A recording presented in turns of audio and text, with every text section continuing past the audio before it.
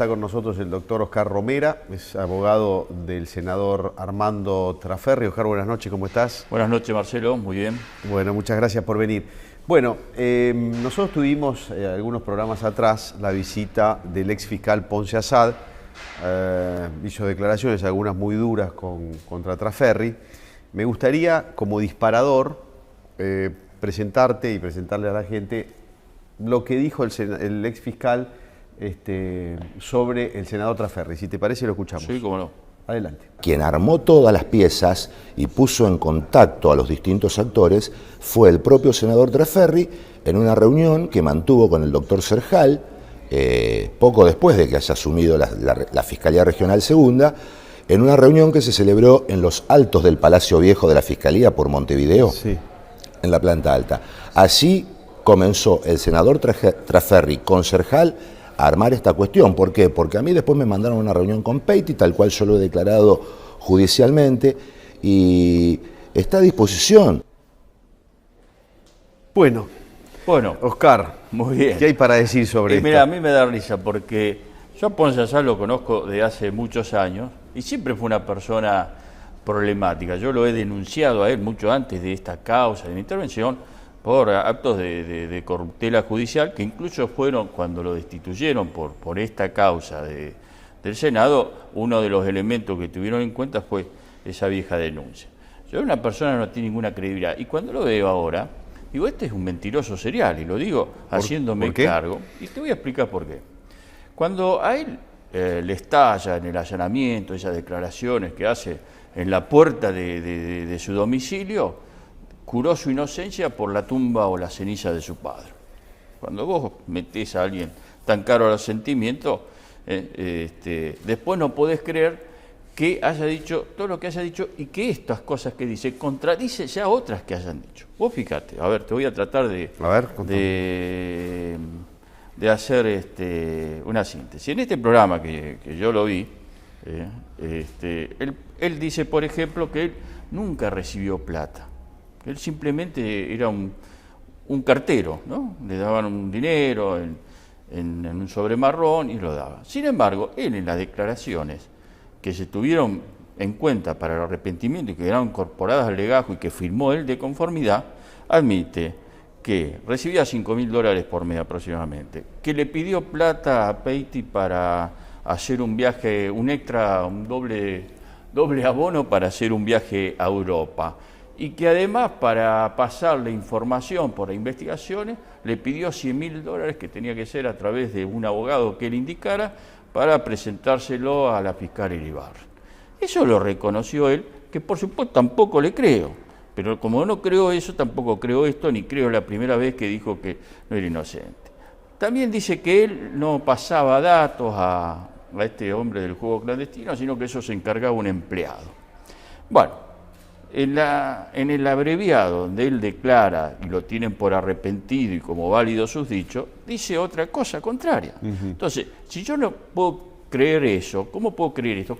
¿Cuándo dice la verdad Ponce? Eso es lo que no sabemos. ¿Cuándo dice la verdad? Él dice que justamente lo tomaron como arrepentido y le bajaron la pena porque dieron por válidos sus dichos, que yo no sé si son estos los que dijo, claro, ¿no? Pero los que dieron por válido no son estos, contradicen a los que dieron por válido. Entonces, si acá dice algo contrario a lo que dijo la vez anterior, que además es contrario a lo que dijo por primera vez, ¿cuándo dice la verdad este hombre?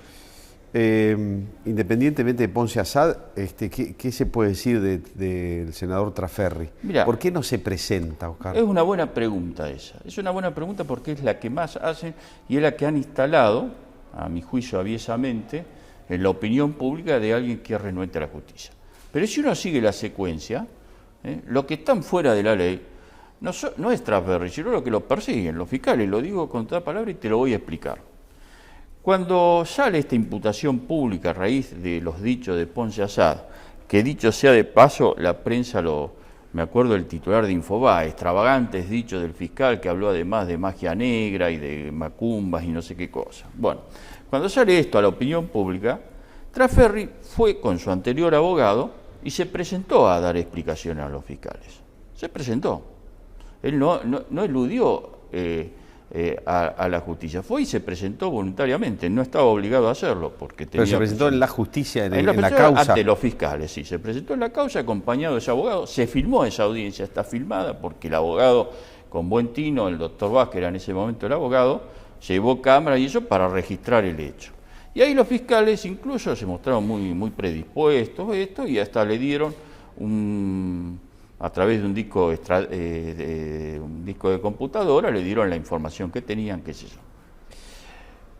Los fiscales evidentemente no se conformaron con las explicaciones que dio Trasferri en esa audiencia, y en alguna presentación escrito que hizo de descargo, porque hizo presentación a la Fiscalía diciendo, mire, esto es así, esto es así, y fueron y pidieron el desafuero. ¿Qué es lo que dice la Constitución?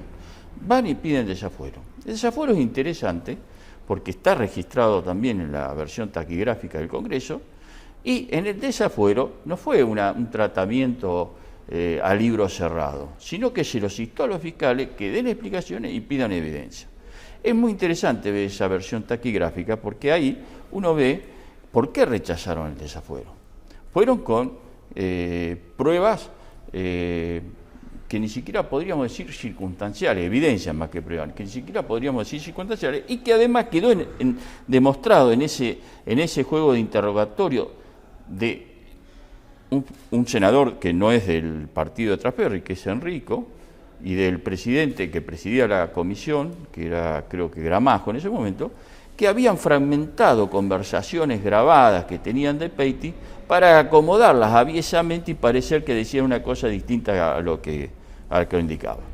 Además, en esas pruebas que llevaron, entre otras cosas, se aludía a una conversación que había tenido el fiscal Baclini con no sé quién, y estaba Baclini presente y le pregunta un senador a Baclini, ¿es cierto eso, Baclini? No me consta. Bueno, entonces rechazaron el desafuero. Ahí se acababa el juego institucional que prevé el procedimiento, la Constitución, para ver si se puede investigar. Ahora, hay jueces, no la Corte, sí. Después vamos a hablar de la Corte, pero hay jueces que dijeron que correspondía que el senador se presente en la justicia. Bueno, primera incongruencia. Los fiscales siguieron un camino, eligieron el derrotero que le marcaba la ley. Como no les sirvió para lo que ellos querían, después fueron y plantearon la inconstitucionalidad de la Constitución, dicho sea de paso. Ahora, si era inconstitucional la Constitución, ¿por qué no lo plantearon de entrada? ¿Para qué se sometieron al mecanismo constitucional y después lo desconocen? Esa es la primera incoherencia de los fiscales. La jueza donde plantearon el desafuero, que fue la doctora Verón, desestimó la inconstitucionalidad, y sí es cierto que hubo un juez, el doctor Mascali, que declaró la inconstitucionalidad de la Constitución. Y eso fue lo que se sometió a la Corte Suprema. Ahora, yo te digo una cosa, y lo quiero decir muy claro. Yo lo escuchaba al ex fiscal. Al ex fiscal, que además dijo que extraña la cátedra, que es profesor de Derecho Político, que en ningún lugar del mundo se da la situación que se da acá.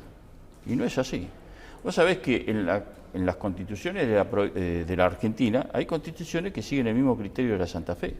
Y ¿En cuanto a los fueros? En cuanto a los fueros. Y en el derecho comparado es igual que Santa Fe, Chile, Uruguay, pero a vos Brasil, te parece Bolivia, razonable Perú, que hoy en estos tiempos, porque parece intocable, no se le puede preguntar, no da explicaciones, sería bueno desde lo político que dé explicaciones. Pero él las ha dado, las fue y se las dio a los propios fiscales. ¿Él es amigo de Gutiérrez, el presidente de la Corte? Lo desconozco, si es amigo, sí puede tener relaciones institucionales. Hoy en día, ser un senador.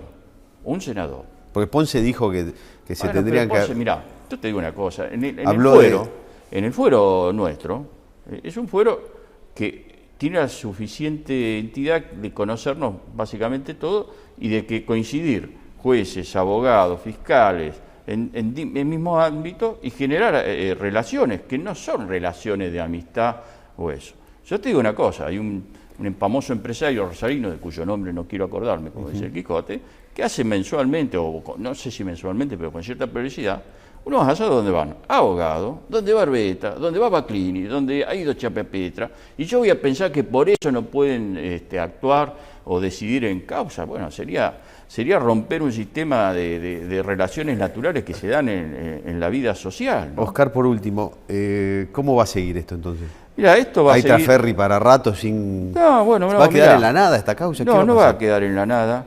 porque en algún momento la carpa del circo se tiene que desinflar. Los fiscales han cometido, para mi juicio, delitos penales, que tienen que ver con sus obligaciones funcionales. ¿Por qué? Primero porque han omitido investigaciones que si los aportes, si se toma válido lo de Assad, lo de Ponce Assad, se tiene que investigar a Enrico, se tiene que investigar a Laña, se tiene que investigar a una fiscal que no voy a dar el nombre por el tráfico de influencia. Se tiene que investigar a Rodena, se tiene que investigar a Puyaro, se tiene que investigar a Corpevecini y a Naya, se tiene que investigar a un juez de Venado Tuerto, o de, no sé si de Venado Tuerto o de la zona de ahí. Bueno, y te digo, y no paro de nombrar. Entonces, ¿en qué han cometido los fiscales delito? En omitir pruebas que eran desincriminantes y que restaban validez a los dichos de este hombre, de Ponce Assad. Violar el secreto fiscal y bancario de Traferri. Violar la intimidad al pedir sin orden judicial el rastreo de llamadas entrantes y salientes de 6 años en la vida personal. Vos fíjate que a través del rastreo de llamadas uno puede saber a qué colegio van tus hijos, a dónde te dirigís, invade la intimidad. Bueno, como eso está lleno de irregularidades.